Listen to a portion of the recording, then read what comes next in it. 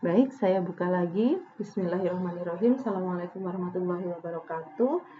Eh, Selamat datang di mata kuliah fisiologi topik keempat tentang sistem skeletal. Jadi, sistem skeletal sesuai dengan namanya akan membahas tentang rangka tubuh manusia gitu. Tapi untuk mata kuliah fisiologi ini lebih kepada fungsinya. Jadi, kalau fisiologi itu selalu terkait dengan fungsi. Untuk nama-nama tulang nanti akan dibahas lebih lanjut di kuliah anatomi dan itu sangat banyak gitu. Jadi sekarang di kuliah fisiologi kita akan fokus ke struktur tulang tapi yang terkait dengan fungsinya gitu, bukan hanya nama-namanya. Oke. Baik, tujuan pembelajaran untuk topik ini adalah mahasiswa memahami dan mampu menjelaskan tentang struktur dan fungsi sistem skeletal manusia. Dan yang akan kita bahas pada hari ini adalah fungsi sistem skeletal, lalu struktur makroskopik dan mikroskopik tulang panjang, perkembangan dan pertumbuhan tulang, lalu yang terakhir adalah remodeling tulang. Nah, sebelum kita masuk ke sistem skeletal, jadi sistem skeletal itu dalam tubuh itu selalu berdampingan dengan sistem muskular gitu, sistem otot. Itulah kenapa biasanya itu sistemnya itu disebut dengan sistem muskuloskeletal. Jadi sistem rangka dan otot gitu. Jadi itu adalah sebuah sistem yang sangat penting bagi tubuh untuk menjaga homeostasisnya dengan cara yang pertama, otot dan rangka menggerakkan tubuh untuk mendapatkan zat gizi. Jadi rangka dan otot itu bersatu gitu ya, memadukan fungsinya supaya tubuh itu dapat bergerak untuk mendapatkan zat gizi yang menunjang fungsi homeostasis tubuh. Lalu sistem ini menyediakan kemampuan untuk bergerak dalam konteks perlindungan terhadap ancaman bahaya yang akan mengganggu fungsi organ-organ untuk mencapai homeostasis. Jadi misalnya dia bukan hanya melindungi misalnya organ ditutup oleh otot dan tulang gitu, bukan, tapi juga dia punya kemampuan untuk merespons stimulus dari lingkungan. Misalnya ketika kita lihat ada orang lempar batu gitu, nah otomatis sistem muskuloskeletal kita akan bereaksi untuk melindungi kepala, tangannya naik ke atas untuk melindungi organ vital kita, kepala gitu ya. Atau misalnya ada dari jauh kita lihat ada orang lari mau mukul gitu, kita otomatis akan lari juga gitu atau akan melindungi diri dengan cara meringkuk. Jadi tangan kita akan menutupi bagian-bagian tubuh kita yang vital gitu. Nah, itu adalah anugerah dari Allah gitu untuk kita mampu melindungi diri kita sendiri gitu dengan melalui sistem muskuloskeletal. Nah, dia juga sebagai yang terakhir termoregulator. Jadi ini dia dia bekerja sama dengan otot untuk menjaga suhu tubuh.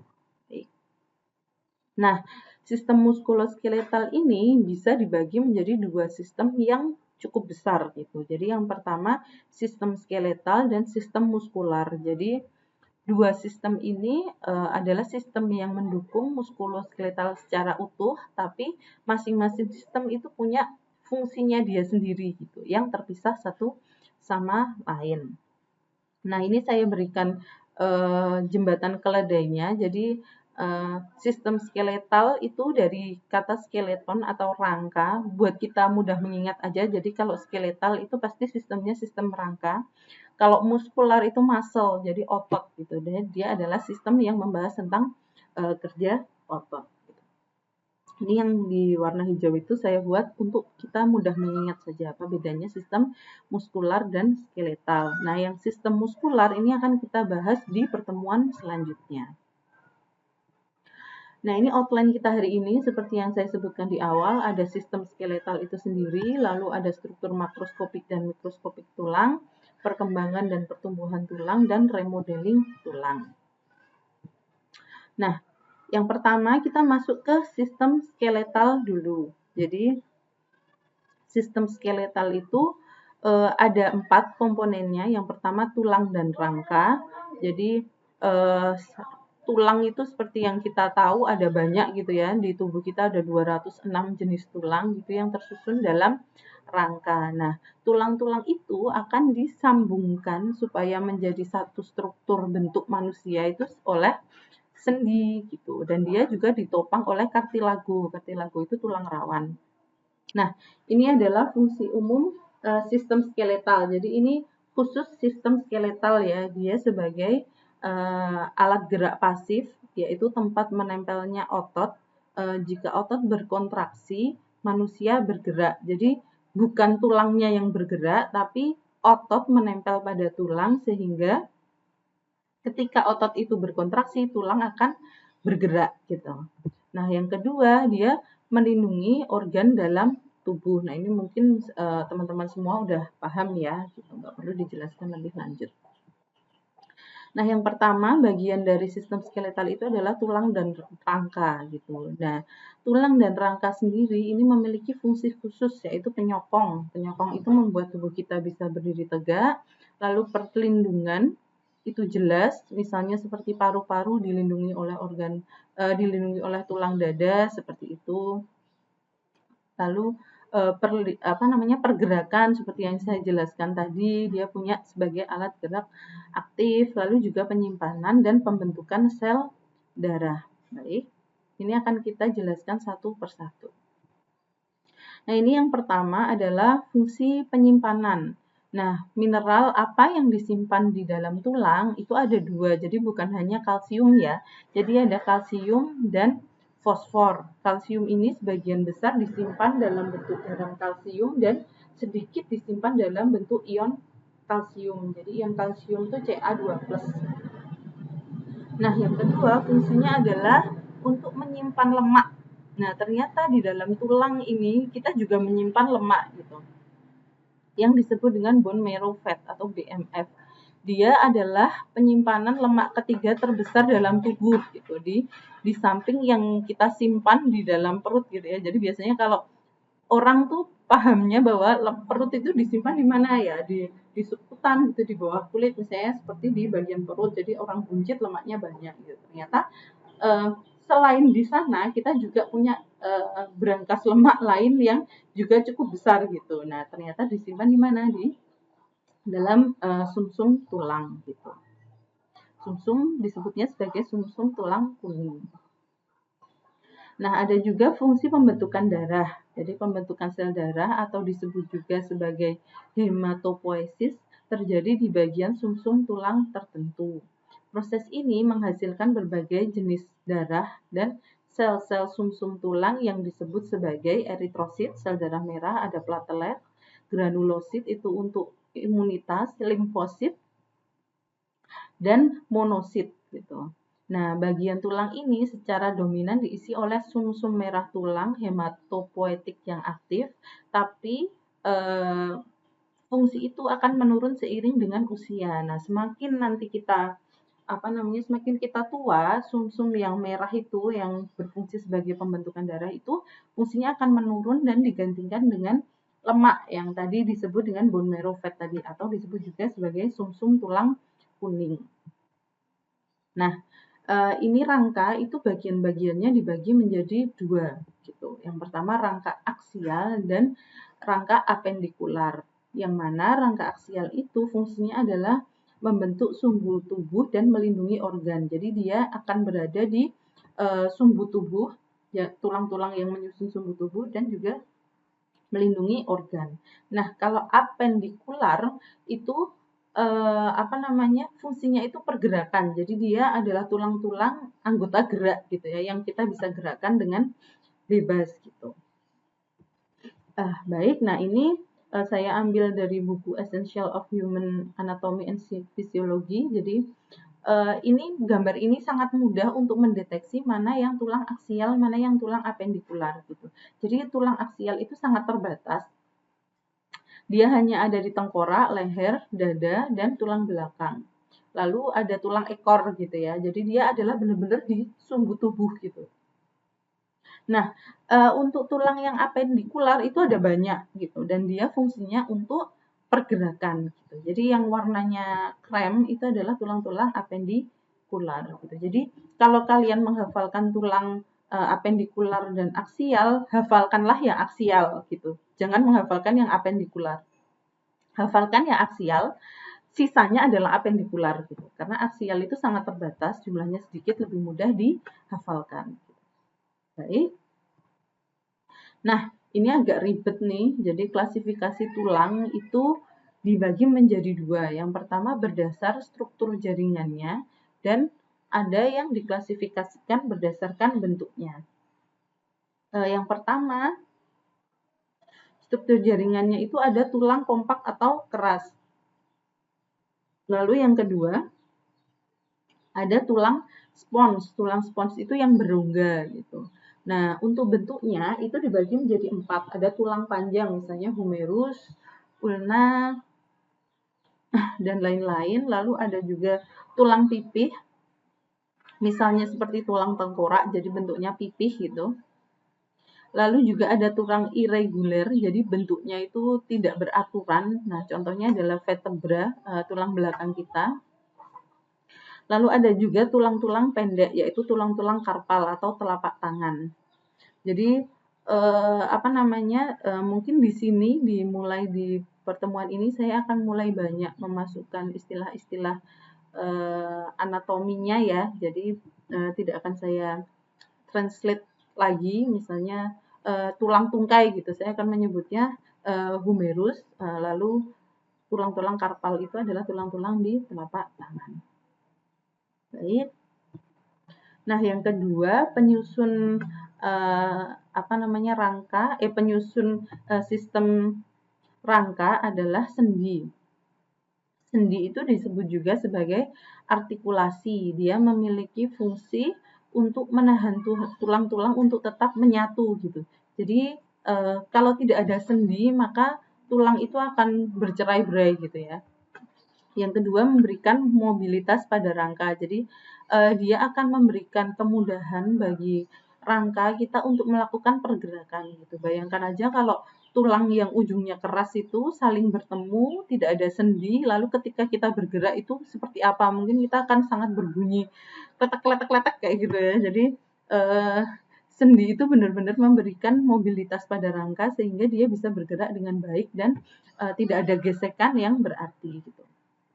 Nah, pada rangka manusia, hampir semua tulang-tulang dihubungkan oleh sendi yang menghubungkan minimal satu tulang dengan tulang yang lain. Jadi hampir semua tulang itu ada sendinya. Gitu. Nah, ini adalah gambar yang saya coba susun supaya teman-teman semua lebih mudah untuk memahami klasifikasi sendi yang berdasar fungsinya. Jadi tadi kan ada klasifikasi berdasar struktur penyusunnya, ada juga klasifikasi berdasar bentuknya gitu. Nah, ini berdasar fungsinya gitu. Jadi mungkin ini di SMA juga sudah diberikan. Jadi ada 3. Yang pertama sinartrosis, tidak dapat bergerak. Contohnya ada di tulang kepala. Nah, itu sambungannya itu disebut dengan sutura.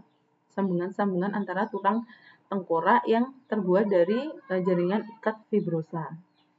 Lalu yang kedua adalah sendi amfiatrosis. Jadi dia bisa bergerak tapi sangat sedikit gitu. Nah, contohnya adalah di tulang pubis. Jadi tulang kemaluan yang di depannya itu disambungkan oleh tulang rawan gitu ya. Dia membentuk sendi yang bisa bergerak tapi sangat terbatas. Nah, karena dia yang sinartrosis itu tidak dapat bergerak dan amfiatrosis itu terbatas, dia biasanya terdapat pada tulang-tulang aksial. Jadi kita ingat lagi tadi aksial yang membentuk sumbu tubuh, jadi dia tidak akan banyak membutuhkan pergerakan gitu. Nah, sendi yang terakhir yang namanya diartrosis itu dia bisa bergerak bebas dan jelas ketika dia perlu bergerak bebas pasti dia akan berada di bagian tulang yang dia untuk pergerakan di mana yaitu bagian tulang yang apendikular. Contohnya adalah di bahu gitu. Baik, sampai sini mungkin bisa dipahami ya. Jadi kalau mungkin yang dihafalkan sinartrosis dan diartrosisnya gitu. Karena kalau amfia itu biasanya amfia itu di tengah-tengah gitu ya. itu lebih mudah dihafal gitu. Baik. Nah, ada lagi klasifikasi sendi berdasarkan strukturnya. Nah, jadi struktur penyusunnya. Jadi ada yang fibrosa, dia dari jaringan ikat fibrosa, atau dia dari cartilaginosa, dia tersusun atas cartilago atau tulang rawan. Lalu juga ada sendi sinovial, yaitu sendi yang tadi yang bisa membuat pergerakan dengan bebas gitu. Nah, baik, ini adalah dari buku tadi yang Essential of Human Anatomy. Jadi ini ada 3 di atas itu ada 3 bagian. Jadi sendi yang dari cartilaginosa, fibrosa, dan sinovial gitu. Nah, cartilaginosa itu adalah yang bisa bergerak tapi sedikit. Yang fibrosa itu adalah yang tidak bisa bergerak. Dia adalah synarthrosis gitu. Lalu ada synovial joint. Jadi synovial itu adalah sendi yang bisa bergerak dengan bebas. Jadi dari buku ini kita dimudahkan untuk mengklasifikasikan sendi itu berdasar jaringan penyusunnya gitu ya. Fibrosa itu tidak bisa yang tidak bisa bergerak, yang cartilaginosa itu bergerak sedikit, yang synovial itu bergerak dengan bebas. Nah, selanjutnya saya memberikan highlight di sini untuk memudahkan kita mengingat gitu. Jadi kalau dia sendi sinovial, dia bergerak bebas. Nah, pasti sendi yang fungsinya mendukung berarti dia masuk ke fungsi diartrosis atau bisa bergerak dengan bebas. Nah, bagian tulang yang mana? Pasti yang apendikular gitu kan. Nah, di satu sisi yang berwarna kuning itu dia disusun dari cartilaginosa, yaitu cartilago, jadi dia bisa bergerak tapi sedikit gitu. Nah, berarti sendinya apa tuh yang bisa bergerak tapi sedikit? Yaitu sendi amfiatrosis. Bagian tulangnya, tadi kalau amfiatrosis banyaknya adalah bagian tulang aksial gitu. Jadi ini saya buat seperti ini supaya teman-teman memahaminya lebih mudah. Baik, selanjutnya adalah sendi sinovial. Sendi ini ditemukan pada sendi-sendi anggota gerak. Pada ujung tulang yang disambung dipisahkan oleh rongga sendi yang berisi cairan sinovial. Nah, cairan sinovial ini yang membuat sendi itu bisa bergerak tanpa gesekan gitu ya, tanpa gesekan yang membuat terasa sakit misalnya atau muncul suara-suara seperti itu. Nah, ini yang agak kompleks ya, jadi komponen sendi sinovial itu ada cartilago artikular atau cartilago hyalin. Jadi di sini bisa dilihat, ini di sini ada artikular, cartilago artikular. Lalu ada sinovial membran, jadi ada kapsulnya dibungkus membran sinovial. Ini kalau masih ingat di pelajaran sebelumnya itu yang terdiri dari jaringan ikat saja. Lalu di tengahnya ada cairan sinovial gitu. Jadi ada rongga sendi yang diisi cairan sinovial, dia dibungkus oleh membran sinovial, lalu dia dikuatkan oleh ligamen penguat. Jadi ligamennya ini nih di sini ligamennya. Baik, mungkin itu. Lalu kita lanjut ya. Untuk sendi sinovial mungkin sudah cukup jelas. Nah, kita masuk ke outline yang kedua, yaitu struktur makroskopik dan mikroskopik tulang. Nah, ini struktur makroskopiknya. Jadi kalau tulang kita, tulang panjang itu dibelah gitu, bisa dilihat bahwa di ujung atasnya, jadi kita berangkat dari sini dulu. Jadi di tulang panjang itu bisa dibagi menjadi 3 ya. Yang pertama bagian epifisis. Jadi epifisis itu ada yang proksimal, ada epifisis distal gitu. Nah, di bagian tengahnya itu ada namanya diafisis. Nah, ini bagian epifisisnya kalau kita perbesar itu ada bagian yang terdiri atas tulang keras atau compact bone, lalu ada yang spongy, jadi dia berlubang-lubang kayak spons namanya. Ini jaringan yang di bawah ini namanya trabecula. Nanti kita akan jelaskan lebih lanjut di slide selanjutnya. Nah, ini yang berwarna kuning itu seperti yang saya jelaskan tadi, bahwa sumsum tulangnya itu sebagai tempat penyimpanan lemak, jadi disebut dengan yellow bone marrow. Lalu sama tadi di bagian luarnya tulang keras, lalu di sini ada pembuluh darah. Nah, periosteum yang dijadikan soal kemarin itu ini nih yang membungkus tulang ini, lapisannya yang terbuka ini. Gitu. Nah, itu secara umum bagian makroskopik tulang. Jadi ada 3 bagian, ada epifisis, proksimal, diafisis, dan distal epifisis gitu. Nah, tulang itu kalau dibuka ternyata tidak semuanya itu langsung padat gitu ya, isinya tulang padat gitu. Ternyata ada juga bagian yang disebut dengan spongy bone atau trabecula. Lalu dia dibungkus oleh selaput yang disebut dengan periosteum. Lalu diisi oleh sumsum tulang kuning. Baik, itu yang makroskopik. Nah, ini adalah yang mikroskopik. Ya, baik, yang ini itu kita lihat kalau penampang tulang itu kita lihat lebih kecil lagi, lebih detail lagi gitu. Jadi di sana ada ini lamela. Jadi lamela itu adalah matriks tulang yang berlapis-lapis membuat susunan sirkular gitu ya, namanya lamela.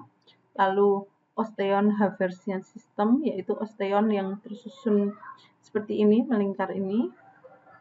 Lalu ada lubang-lubang.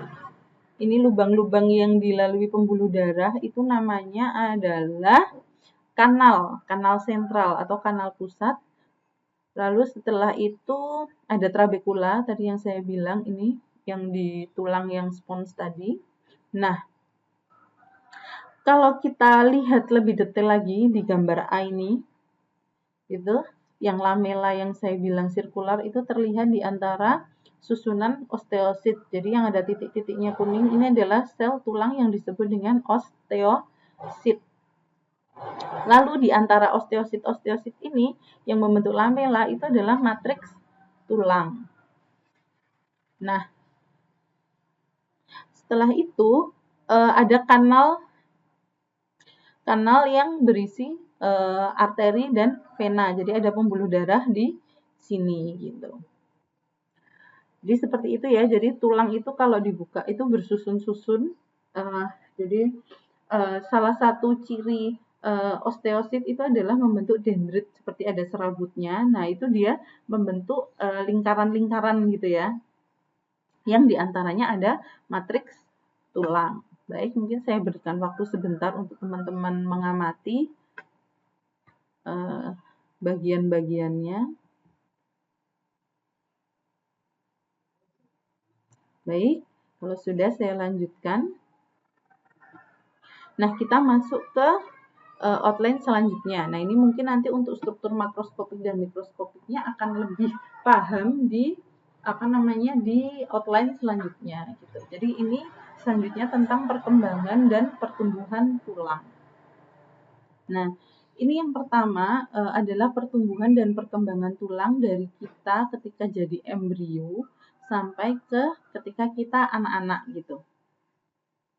Jadi ada namanya proses osifikasi, yaitu proses perubahan dari tulang rawan menjadi tulang. Jadi dulu awal-awalnya kita itu semuanya tuh sebagian besar terdiri dari tulang rawan gitu, yang disebut dengan hyaline cartilage model. Jadi model kartilago hyaline ini di yang paling kiri. Jadi pada tahap embrio itu semuanya itu adalah tulang rawan gitu. Nah, dia pada tahap itu mulailah ada yang namanya proses osifikasi. Jadi ini di tengah ini mulai ada mereka membentuk tulang yang keras gitu ya.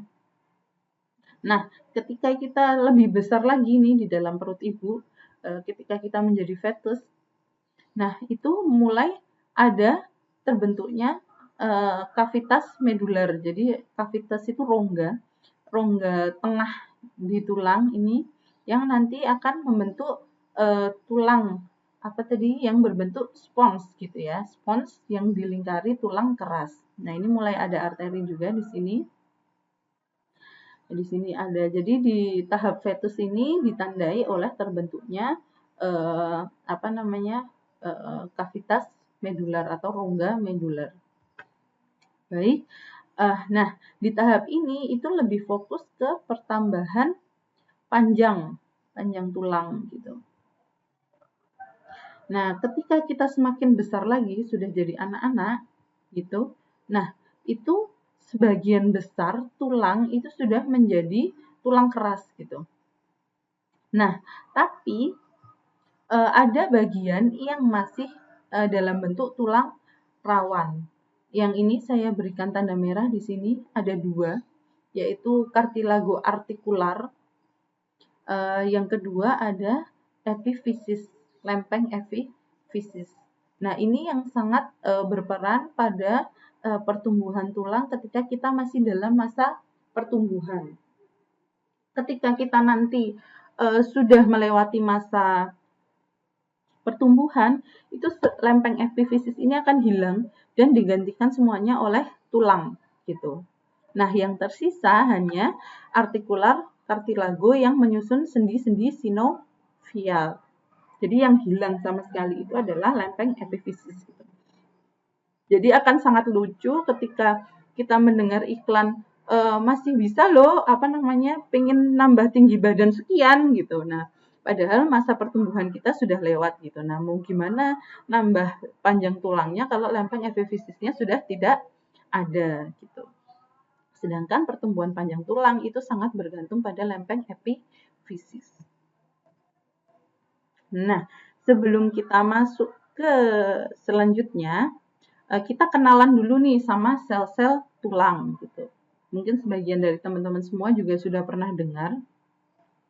Jadi tulang adalah organ yang dinamis yang secara berkelanjutan diserap kembali oleh osteoklas dan dibentuk kembali oleh osteoblast. Jadi ketika kita memikirkan tulang itu kita kira tulang itu ya udah kayak gitu aja gitu, dia tidak akan berubah gitu. Ternyata enggak, di dalam sel tulang itu dia itu terdapat proses yang dinamis. Jadi pemecahan, pembentukan kembali, untuk membantu tubuh untuk tetap pada kondisi homeostasisnya gitu ya. Nanti kita akan bahas lebih lanjut. Jadi ada 2 sel yang berperan dalam pembentukan dan pemecahan. Yang pemecahan itu osteoklas, gitu ya. Nah, yang membentuk kembali itu namanya osteoblast. Nah, selanjutnya ada juga sel osteosit. Jadi sel osteosit itu yang ada di tadi yang kita lihat di struktur mikroskopiknya yang dia berdendrit, yang dia berserabut. Dia fungsinya sebagai sensor mekanik dan orkestrator atau pengatur pada proses remodeling tulang. Nah, apa itu remodeling tulang? Nanti kita akan bahas di slide selanjutnya. Nah, ada juga yang disebut dengan bone lining cell atau sel pelapis tulang gitu ya. Dia memiliki peran penting dalam memasangkan atau menyeimbangkan proses penyerapan dan pembentukan kembali tulang gitu. Nah, jadi kalau kita lihat dari 4 sel ini, jadi osteoklas dan osteoblast itu kayak eksekutornya gitu ya. Jadi dia yang melakukan pemecahan dan pembentukan kembali tulang. Sedangkan osteosit dan bone lining cell itu dia fungsinya lebih ke pengaturan gitu. Supaya proses tadi pemecahan dan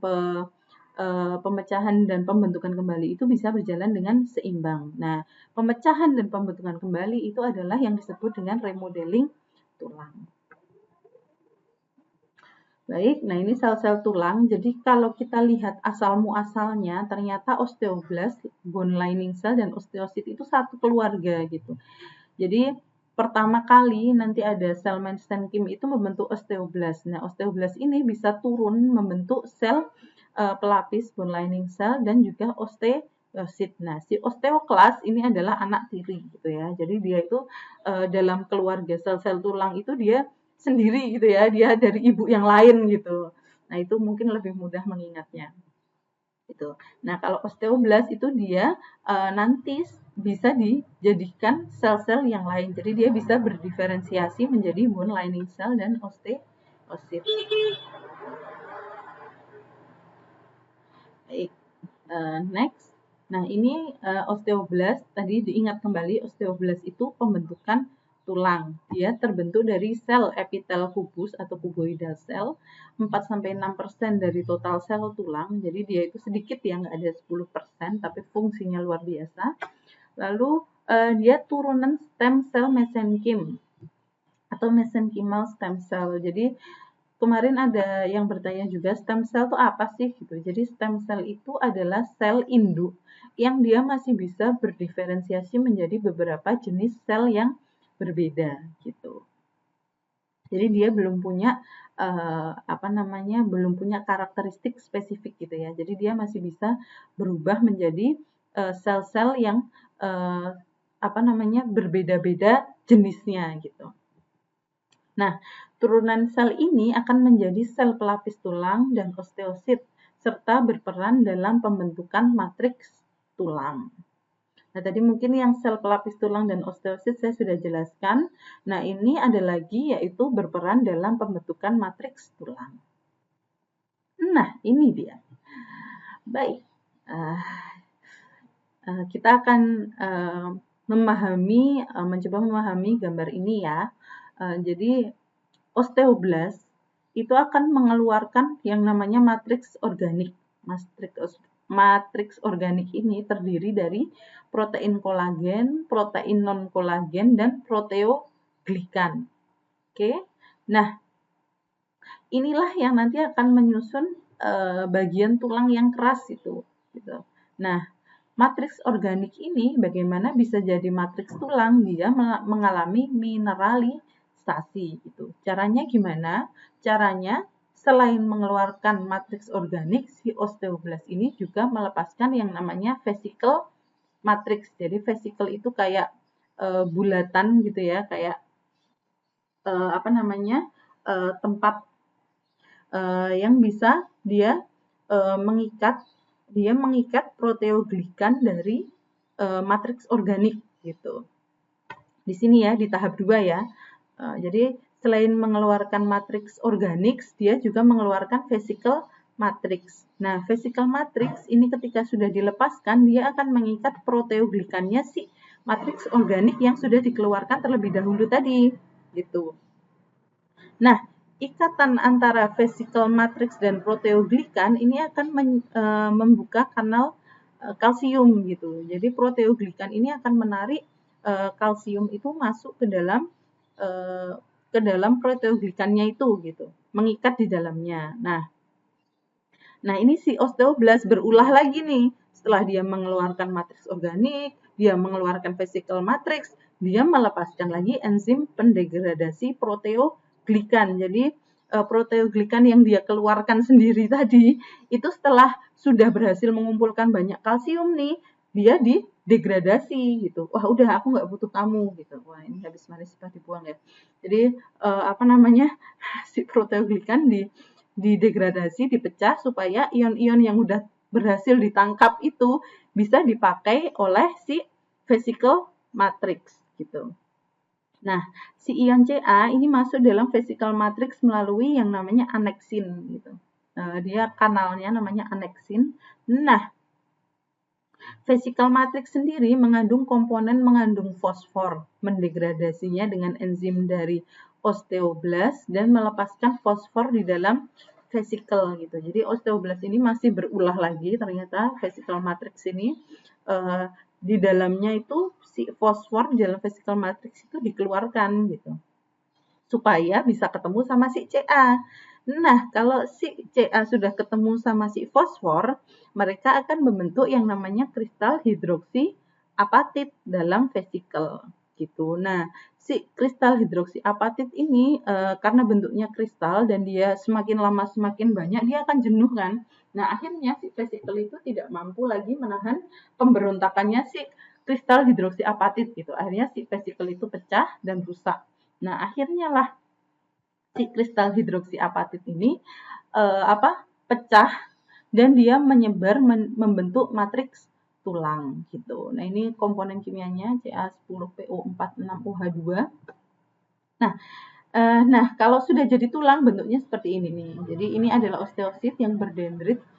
Lalu di sisi-sisinya itu dilingkari oleh matriks tulang yang keras yang terdiri dari kristal hidroksi apatit. Gitu. Nah, proses pembentukan matriks tulang oleh sel osteoblast itu kalau dibagi itu ada 2 tahap penting, yaitu yang pertama tahap vesikuler, yaitu di dalam vesikel matriks tadi sebelum si vesikel matriks disia-siakan diberontak oleh kristal hidroksi apatit gitu ya. Masih di dalam vesikel itu, jadi seperti dia mengikat Ca, terus akhirnya proteoglikan dikorbankan, habis itu terjadi ikatan di dalam vesikel gitu. Nah, setelah vesikel itu pecah, itu yang disebut dengan tahap fibriler, yaitu tahap di mana kristal hidroksi apatit keluar dari dalam vesikel dan dia menyebar membentuk matriks tulang gitu ya. Nah, ini memang agak kompleks, tapi semoga dengan gambar ini teman-teman lebih mudah untuk memahami. Nah, selanjutnya ada juga si bone lining cell gitu. Jadi dia itu adalah osteoblast, tapi dia sudah inaktif. Jadi setelah osteoblast melakukan tugasnya membentuk lapisan tulang, dia akan menginaktifkan diri gitu. Nah, setelah dia inaktif, dia akan menutup permukaan tulang, di mana di sana tidak terjadi baik penyerapan maupun pembentukan tulang. Sel ini memiliki peran penting dalam mencegah interaksi langsung antara osteoklas dan matriks tulang ketika penyerapan tulang belum diperlukan terjadi. Jadi matriks tulang dilapisi oleh bone lining cell supaya tidak ada interaksi antara osteoklas dengan matriks tulang. Karena kalau osteoklas ketemu matriks tulang, dia otomatis akan terjadi pemecahan tulang gitu. Sel ini juga berperan dalam diferensiasi sel osteoklas. Jadi dia juga memberi perintah kapan sih sel yang tugasnya memecah tulang itu diaktifkan gitu. Kalau belum perlu, belum saatnya ya dia tidak akan memberikan sinyal untuk mengaktifkan sel osteoklas. Nah, ini yang tadi dijelaskan, dia osteosit yaitu 90 sampai 95% dari total sel tulang, dia paling banyak dan berumur panjang. Jadi setelah dibentuk oleh osteoblast, dia bisa bertahan di tubuh kita sampai 25 tahun. Dia dicirikan dengan morfologi dendritiknya terletak pada lakuna yang dikelilingi oleh matriks tulang gitu ya. Jadi dendritik itu seperti berserabut gitu. Lalu dia merupakan turunan stem cell mesenkim melalui diferensiasi osteoblast melalui 4 tahapan. Nah, sebelum jadi osteosit ternyata si osteoblast itu masih harus melalui 4 tahapan. Jadi yang pertama osteosit, proosteosit, osteosit muda dan osteosit matang. Jadi jalurnya lama ya dan banyak gitu. Baik. Nah, di dalam osteosit ini ada komunikasi interseluler melalui sistem lakuno-kanalikuler. Jadi, seperti yang tadi diceritakan bahwa eksekutornya itu adalah osteoblast dan osteoklas. Nah, si osteosit ini bersama dengan bone lining cell itu tugasnya adalah mengatur gitu. Nah, bagaimana cara dia mengatur? Ternyata itu di antara lakuna itu ada terowongan kecil. Jadi ada lubang kecil gitu yang dia berfungsi sebagai tempat untuk berkomunikasi antar sel osteosit dan dengan dunia luarnya, misalnya dengan sel memberikan sinyal ke sel-sel yang perlu untuk pemecahan atau pembentukan gitu. Dengan sistem tersebut, osteosit dapat berfungsi sebagai jadi dia pertama untuk sensor mekanik yang mampu mendeteksi adanya tekanan mekanik atau beban untuk selanjutnya melakukan adaptasi terhadap perubahan tersebut. Nah, ini nanti juga dibahas di slide selanjutnya bahwa tubuh itu ketika banyak beban yang ditanggung gitu, nanti tubuh itu akan beradaptasi dengan membentuk tulang yang lebih padat dan lebih kuat gitu. Nah, ini ternyata si sensor mekaniknya itu adalah si osteosit. Lalu dia mengatur baik penyerapan maupun pembentukan tulang. Ini juga sudah saya jelaskan berkali-kali. Nah, ini selanjutnya kita ke si osteoklas sebagai si eksekutornya gitu. Dia osteoklas merupakan sel dengan inti jamak. Jadi ciri khasnya osteoklas itu intinya banyak gitu. Bulet-buletnya di dalam selnya itu banyak. Dia merupakan hasil diferensiasi terminal akhir dari sel mononukleat pada stem cell hematopoietik. Jadi ini si anak tiri tadi, kalau yang lainnya itu hasil diferensiasi sel mesenkim. Kalau si osteoklas ini adalah hasil diferensiasi dari sel mononukleat pada stem cell hematopoietik. Nah, pertumbuhan dan aktivitas osteoklas yang tidak normal dapat menyebabkan penyakit tulang, contohnya seperti osteoporosis, karena dia memecah ya, fungsinya memecah. Kalau pemecahannya lebih lebih banyak daripada pembentukannya, kepadatan tulangnya pasti akan berkurang dan resiko patah tulang jadi meningkat. Gitu. Nah, diferensiasi dan aktivasi sel osteoklas ini dipengaruhi beberapa faktor, yaitu makrofag stimulating factor yang disekresikan oleh sel mesenkim osteoprogenitor dan osteoblast, atau juga ada ring ligand yang disekresikan oleh osteoblast, osteosit, dan sel stroma. Jadi memang karena osteoklas itu mempunyai potensi menghancurkan, jadi dia memecah tulang gitu. Jadi dia itu yang bisa mengaktifkan itu harus banyak gitu. Jadi ada banyak kunci yang harus dibuka supaya osteoklas itu diaktifkan gitu. Karena kalau dia sangat mudah terinduksi, dia sangat mudah teraktivasi, itu akan berbahaya pada kesehatan manusia gitu. Jadi dia itu kalau mengaktifkan itu harus ada itu tadi makrofag stimulating factor yang disekresikan oleh mesenkim osteoprogenitor dan osteoblast, lalu juga ada dari osteosit dan juga sel stroma. Baik, mungkin ini tidak perlu dihafalkan, ini dipahami saja. Nah, ini adalah ilustrasinya. Jadi ini yang progenitor tadi. Ini rang ligand RANKL. Jadi ini kepanjangannya adalah rang ligand. Ini si osteoklas itu anaknya si hematopoietic stem cell, bukan anaknya mesenchymal stem cell. Jadi dia beda ibu dengan osteoblast, lining cell, dan osteosit. Untuk mengaktifkan osteoklas ini, dia membutuhkan ini ring ligand dan juga tadi ada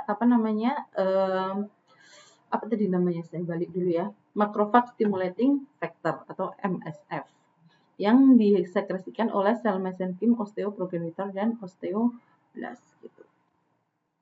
Nah, ini bisa dilihat.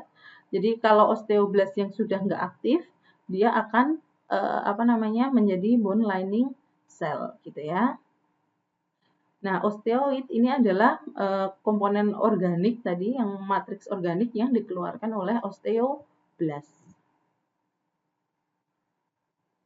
Nah, kita lanjut ke pertambahan panjang tulang. Kalau tadi kita kenalan dengan sel-sel tulang tugasnya apa gitu, kita akan mempelajari selanjutnya tentang pertambahan panjang tulang. Nah, ini sudah saya jelaskan sedikit tentang perkembangan tulang tahap teri ya, yang embrio, fetus, lalu di tahap anak-anak gitu. Ini hampir sama, jadi kuncinya itu ada dua. Jadi ketika tulang itu tumbuh, itu dua yang berpengaruh, yaitu kartilago artikular dan lempeng epifisis. Jadi ketika kita sudah tidak dalam masa pertumbuhan, lempeng epifisis ini semuanya akan berubah menjadi tulang. Nah, ini nomor 4 ini bisa dibaca, cartilage is replaced by bone here. Jadi di sini dia kartilago tulang lawan yang tadinya masih bisa bertambah panjang ke sana, ternyata dia sudah menjadi tulang dan tidak bisa bertambah panjang lagi. Sedangkan kartilago artikular itu akan tetap di sana untuk menjadi komponen dari sendi sinovial. Nah, selain pertambahan panjang, ada juga pertambahan lebar tulang. Nah, ini adalah di bagian dia fisis tulang. Jadi di bagian tengahnya itu bertambah lebar ke kanan dan ke kiri gitu. Nah, siapa yang bertanggung jawab gitu? Ternyata yang bertanggung jawab itu adalah si osteoblast pada bagian periosteum dan osteoklas pada bagian endosteum. Jadi pada bagian dalam, jadi di tulang yang berongga itu akan ada osteoklas yang diaktifkan. Jadi rongganya semakin besar karena yang di bagian permukaan rongga itu dipecah oleh osteoklas gitu ya. Nah, di bagian luar tulangnya itu si osteoblast membentuk jaringan tulang baru gitu. Dia akan membentuk matriks tulang baru sehingga tulang itu akan tumbuh lebih lebar gitu ya. Jadi bisa dipahami ya. Jadi kalau kayak kita membuat pipa gitu ya, terus pipanya diameter tengahnya lubangnya kurang besar gitu. Nah, yang tengah itu kita keruk gitu supaya hilang. Nah, yang luar kita tambah dengan lapisan baru lagi misalnya kayak gitu. Jadi yang dalam itu adalah osteoklas yang memecah sehingga rongganya lebih lebar. Nah, osteoblast itu di periosteum itu membentuk supaya bagian luarnya ditambah lapisan gitu. Jadi ketebalan tulangnya menjadi tetap. Baik, kita lanjut. Nah, ini yang sudah saya jelaskan tadi, proses pertambahan lebar tulang itu disebut dengan pertumbuhan aposisional. Aposisional. Kurang i ya, aposisional. Nah, selanjutnya adalah remodeling tulang. Jadi seperti saya jelaskan tadi, remodeling tulang itu adalah pemecahan oleh osteoklas dan juga dibentuk kembali oleh osteoblast. Tapi ada satu fase di antaranya yang disebut dengan fase transisi. Jadi antara osteoklas yang memecah tulang lalu diikuti oleh osteoblast. Nah, di antara dua itu ada fase transisi. Nanti di YouTube link YouTube yang saya berikan nanti ada, silahkan ditonton. Nah, apa yang memicu terjadinya remodeling gitu? Ternyata adalah kadar ion kalsium dalam darah. Nah, itulah kenapa orang-orang yang kekurangan kalsium itu disampaikan bahwa nanti kepadatan tulangnya rendah loh gitu. Nah, ternyata ketika kadar kalsium dalam darah itu turun gitu, akhirnya tulang akan memecah kalsium yang disimpan dalam matriks tulang tadi yang membentuk kristal hidroksiapatit tadi untuk dilepaskan di dalam tubuh gitu. Lalu ion kalsium akan ke dalam darah karena kalsium ini akan sangat berperan pada semua kontraksi otot. Semua kontraksi otot itu membutuhkan ion kalsium. Jadi kalsium itu harus selalu ada dalam darah gitu. Nah, ion kalsium yang rendah itu mendorong tulang memecah supaya homeostasis tubuh kita tetap terjaga, otot tetap bisa berfungsi, tapi tulang mengorbankan dirinya dengan memecah komponennya gitu. Nah, itulah yang menyebabkan tulang itu menjadi rapuh gitu ya. Nah, caranya adalah ketika kadar ion kalsium turun, itu kelenjar paratiroid akan melepaskan hormon paratiroid yang mengaktifkan osteoklas. Osteoklas memecah matriks tulang dan melepaskan ion kalsium ke dalam darah. Jadi PTH itu nanti kalau baca di slide selanjutnya itu adalah hormon paratiroid atau paratiroid hormon. Nah, sebaliknya, kalau kadar ion kalsium terlalu tinggi atau disebut dengan kondisi hiperkalsemia gitu, kelebihan kalsium oleh osteoblast akan disimpan ke dalam matriks tulang dalam bentuk kristal hidroksiapatit gitu. Jadi itu adalah mekanisme keseimbangan tubuh dikala kalsium turun, ya udah deh dipecah dulu gitu. Nah, nanti ketika kalsium asupannya naik lagi, oh kita butuhnya cuma 5 kok, ternyata orang ini makan kalsium 10 gitu. Nah, yang 5 mau dikasih mana? Nah, ternyata dia disimpan lagi dalam matriks tulang yang dilakukan oleh sel osteoblast. Nah, dalam bentuknya kristal hidroksiapatit seperti yang saya jelaskan sebelumnya. Nah, yang kedua, remodeling tulang itu ternyata juga dipengaruhi oleh tarikan gravitasi pada rangka otot tubuh manusia, yaitu pada di mana otot-otot besar menempel, tulang di area itu akan beradaptasi dengan tumbuh lebih tebal dan lebar untuk menjadi tempat yang lebih kuat untuk menempel. Di sana osteoblast akan menginisiasi pembentukan matriks baru di mana osteoblast akan berdiferensiasi menjadi osteosit. Jadi osteoblast tadi ketika di sana memang butuh tulang yang lebih kuat, maka osteoblast akan menginisiasi pembentukan matriks baru dan juga membentuk osteosit baru gitu ya. Jadi osteoblast akan diproduksi lebih banyak gitu. Nah, inilah kenapa ketika kita kurang gerak gitu, maka tulang kita juga akan kurang kuat gitu. Nah, pada orang-orang yang lumpuh misalnya itu akan lebih mudah osteoporosis, dia akan lebih mudah tulangnya patah gitu. Karena tulangnya tidak digunakan. Nah, dia tidak mendapat stimulasi tarikan gaya gravitasi sehingga tulang kita tidak perlu merespon dengan membentuk membentuk tulang-tulang yang kuat gitu. Nah, makanya itu kita sebagai manusia, orang yang masih muda, kalau bisa hiduplah dengan aktif gitu ya supaya tulang kita kuat gitu. Luangkan untuk melakukan aktivitas fisik untuk memelihara kekuatan tulang. Baik.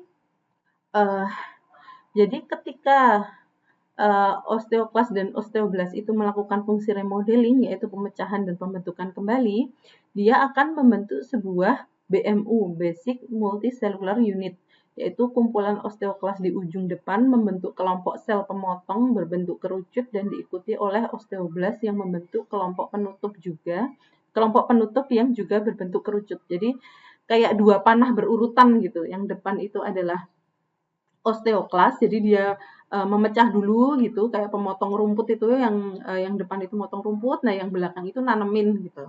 Nah itu adalah fungsinya si osteoblast dan osteoklas. Nah BMU ini akan ditutupi kanopi yang tersusun atas sel pelapis tulang sehingga membentuk BMC, bone remodeling compartment. Nah dia dua panah tadi itu di atasnya nanti akan ditutupi oleh bone lining cell sehingga dia membentuk BMC, bone remodeling compartment.